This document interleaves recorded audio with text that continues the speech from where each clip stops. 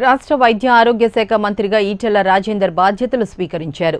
వైద్య రంగంలో సీఎం కేసీఆర్ అనేక సంస్కరణలు తీసుకువచ్చారని మంత్రి ఈటెల రాజేందర్ అన్నారు.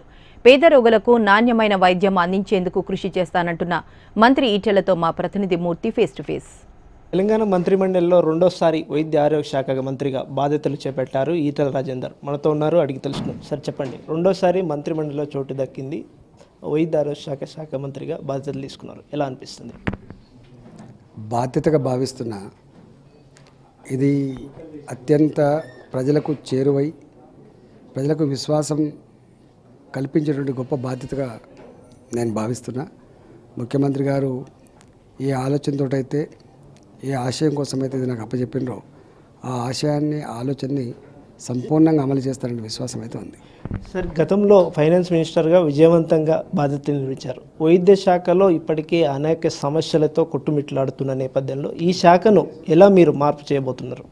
ఫైనాన్స్ డిపార్ట్మెంట్కి వైద్య శాఖకి పోలిక ఉండదు. ఇది నిత్యం కొన్ని వేల మంది పేషెంట్స్, అర్థనాదాలు, అనేక రకాల ఇబ్బందులతో కూడుకున్న 99% బ్రహ్మాండంగా పనిచేసి 1% కనుక ఎక్కడైనా ఫెయిల్ అయిపోతే నెగిటివ్ వార్తలు వచ్చేటువంటి డిపార్ట్మెంట్ ఇది.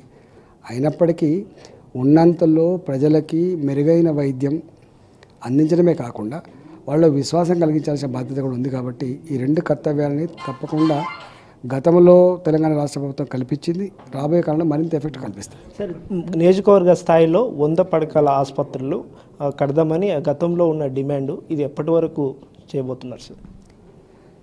ఇప్పటికే చాలా హాస్పిటళ్ళు అప్గ్రేడ్ చేయబడ్డాయి, కొత్త బిల్డింగ్లు కట్టుకున్నాం, వాటి కొంత స్టాఫ్ కూడా ఇవ్వబోతా ఉన్నాం.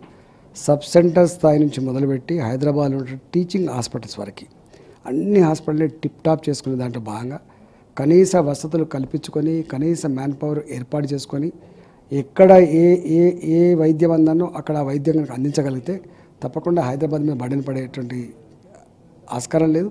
రెండోది, మీరు చెప్తున్న ఈ 100 పడకల హాస్పిటల్ ఎన్నైతే వచ్చినాయో, ఈ కొత్తగా మెడికల్ కాలేజ్లో ఒక 4000 నుంచి 5000 బెడ్లు అందుబాటులో ఉన్నాయి. వాటిని కూడా దీన్ని టైప్ చేసుకొని ఈ నిమ్స్ మీద, ఉస్మానియా జనరల్ హాస్పిటల్ మీద, మీరు చెప్పిన 100 పడకల హాస్పిటల్ కాకపోయినా కూడా అవన్నీ చేసుకునే ఆస్కారం ఉంటుంది. సార్, కొన్ని ప్రైవేటు ఆసుపత్రులు చిన్నపాటి వ్యాధి వచ్చినా కూడా ఆ వైద్యం పేరుతో అనేక పైసలు దండుకుంటున్నారు. వాటిపైన ఎట్లాంటి చర్యలు తీసుకోబోతున్నారు? మా వైద్యాన్ని మంచిగా చేసుకొని మా వైద్యాన్ని పేదలకు అందిస్తే ఆ సమస్య పోతుంది. ఇంకోటి సార్, సీఎం రిలీఫ్ ఫండ్ కానీ వెల్వోస్ కానీ కొంచెం ఆలస్యం అవుతుంది అనేది కూడా ప్రజల్లో ఉంది, సామాన్య ప్రజల్లో. ఎందుకు సార్? మొన్న 4 నెలల పాటు ముఖ్యమంత్రిగా లేరు కాబట్టి కొంత ఆలస్యం అవుతుండొచ్చు. ఎల్ఓసీలు కానీ సీఎం రిలీఫ్ ఫండ్ కానీ సకాలంలో అందుతున్నాయి. ఓకే సార్, మొత్తం మీనంగా గతంలో ఏ మాదిరిగా అయితే తమకు ఇచ్చిన శాఖను నిర్వహించామో ఇప్పుడు కూడా అదే స్థాయిలో నిర్వహిస్తాం, తెలంగాణ ప్రభుత్వానికి మరింత మంచి పేరు తీసుకొస్తామని అంటున్నారు. కెమెరామెన్ కోటితో మూర్తి, IN న్యూస్, సచివాలయం.